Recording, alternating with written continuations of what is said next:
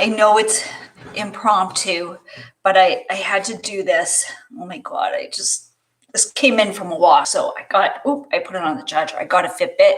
I got the Inspire 2 so I could start tracking my steps and my fitness and my sleep and stuff like that, my water intake, sort of turning over a new leaf because I'm like really heavy, like beyond my usual, like what I'm comfortable with. And even then, that range of like 10 pounds that you're comfortable with. And, you could just like, oh, I'm just going to eat fruit, or I'm not going to have any, gluten products, or I'm going to, stop eating red meat, salt, sugar, that kind of stuff. Yeah, so I'm beyond that. I'm beyond that by like 30 pounds. So I started to put on weight before the, shutdown because of COVID. And then I continued to sort of let it creep up. I also was on a diet that had a lot of prepared food on it. And one of the things about that diet is it was made up initially of aspartame as far as a sugar replacement, and then they switched it out to monk fruit. And I started to develop irritable bowel syndrome, or what is the closest reasonable proximity to it, because it seems to have a cramp in my lower left hand quadrant that is always at an inappropriate time. Not necessarily around the need to go to the bathroom or anything like that, but I definitely have triggers. And so after doing the FODMAP or the low FODMAP, that was the nice thing about one of the attacks I had, because it allowed me to do a reset. But then I got COVID.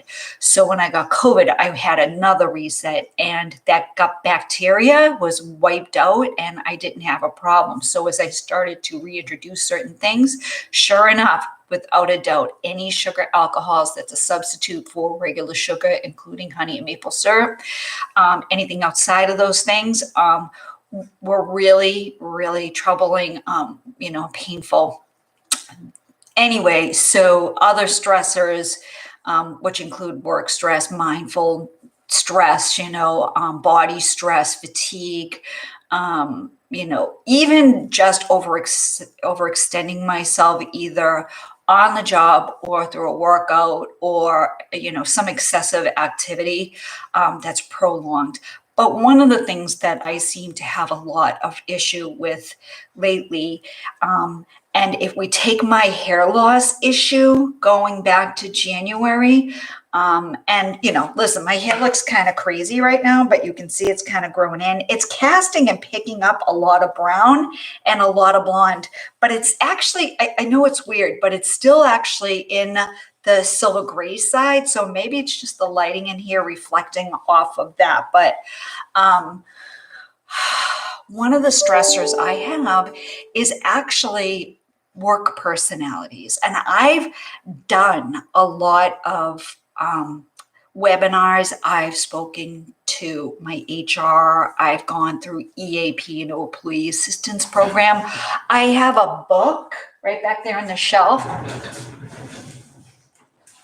Fix Your Climate, Fix Your Climate right there, right? And that's like, it comes from the place of recognizing that you are a participant in the actual stressor, even though you don't mean to be. And in that, it's how you respond.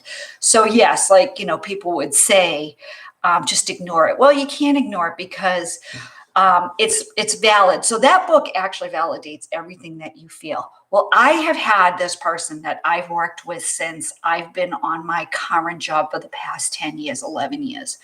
And before that, I had a boss for 5 years that was exceptionally out of the way, ignorant to me, and would say incredibly ignorant things. And it just seems like, no matter where you go, there you are, right? So it's all in how you handle it. So being that this person years ago was my boss, I had to handle it very carefully. So what I did is I thought, well, maybe I just should leave the job. And so I went and got some, certificate in paralegal studies, which I ended up getting an associate's in. Not that I needed it because I already have my bachelor's degree, but still, I sort of like, why not? If I qualify for it, I'll take it.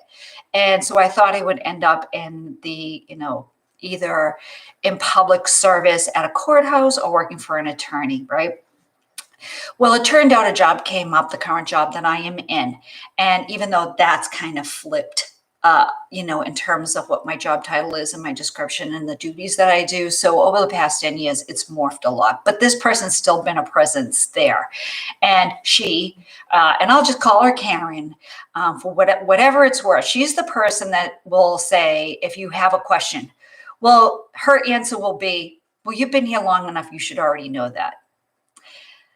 It's one of those things like, if I'm asking you a question, either A, I forgot about it, B, I can't find my notes on it, or, just be a pal and, just be somebody that you can ask a question of, especially if it's under your purview.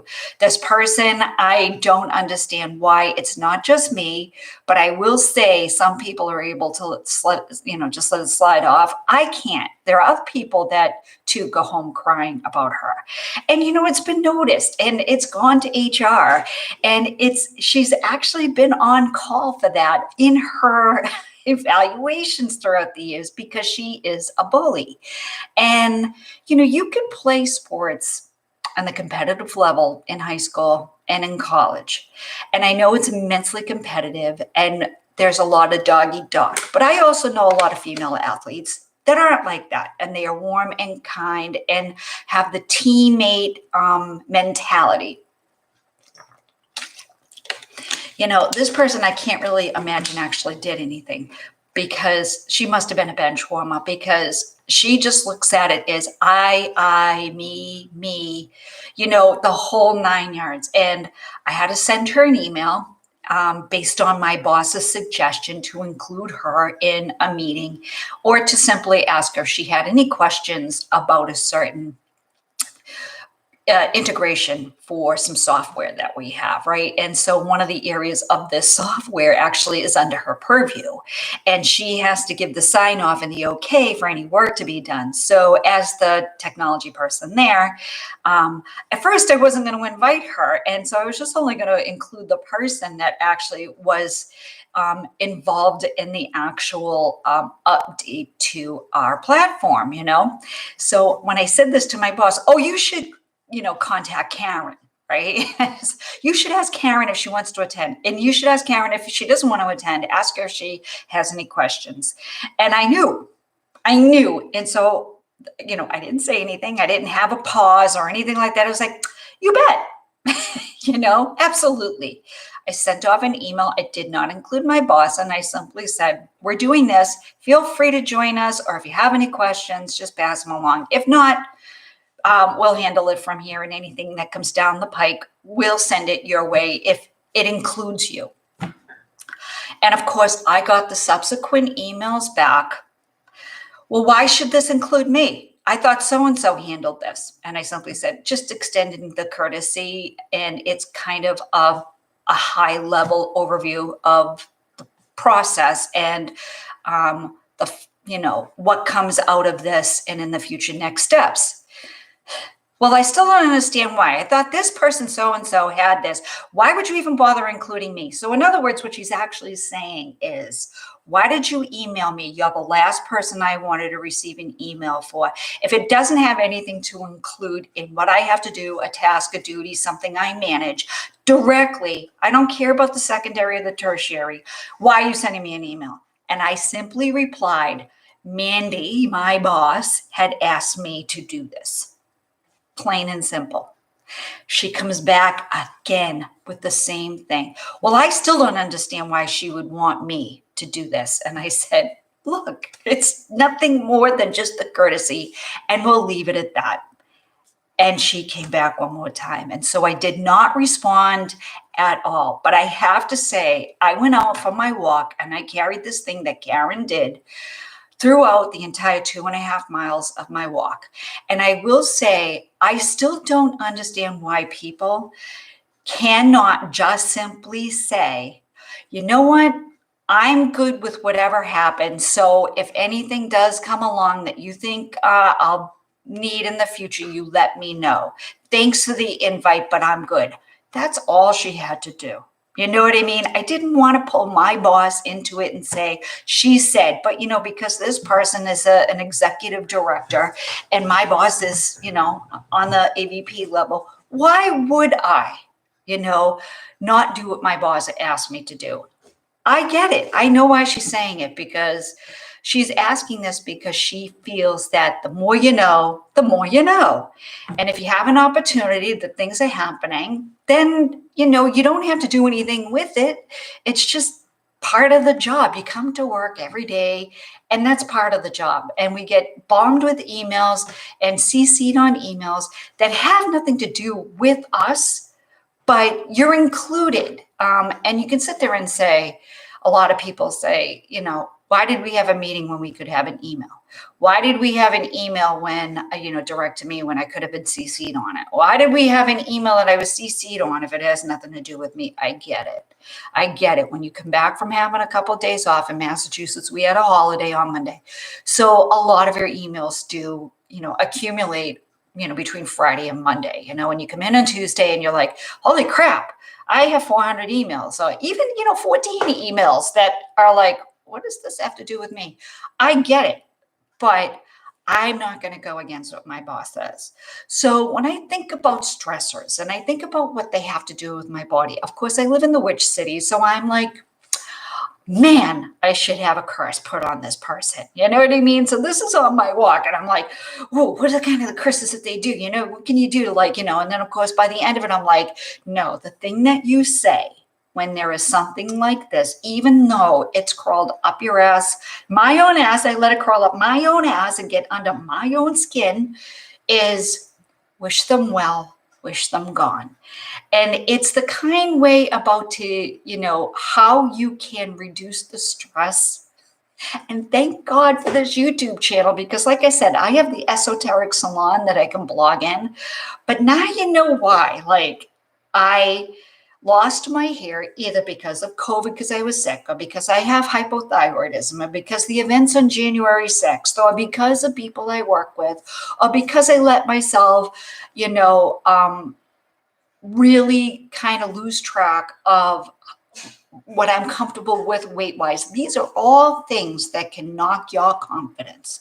So one of the things you have to do, and what I have to tell myself, and I'm still telling myself internally right now, is when you have these stressors, if it's bodily, if it's emotionally, if it is a trigger from the actions of another, is to purify yourself from that. And that is one of those things that book says, is you address it. You can say to that person, I don't understand why you're having that reaction, but there's a reaction to that reaction, right?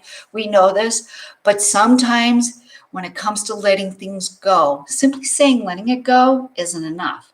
But when you say, I wish them well, or I wish it well, I wish it gone, or you wish it gone, you kind of allow yourself a mantra to purge that out of you. It's not you, it's them.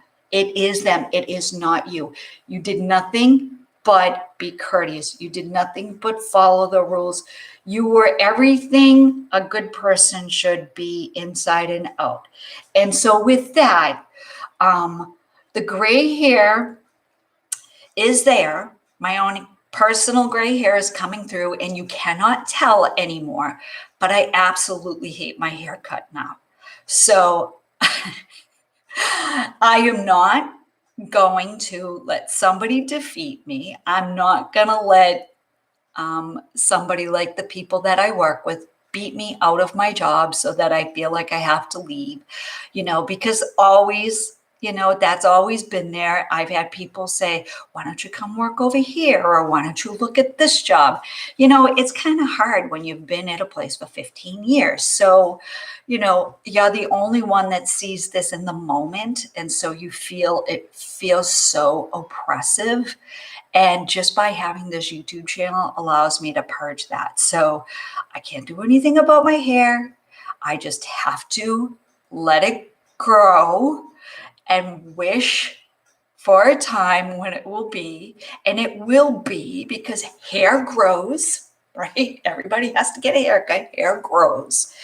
People move on, and this too shall pass. So for that, ta-ta for now. And just remember, when those stressors hit, wish them well, wish them gone. And I'll talk to you soon.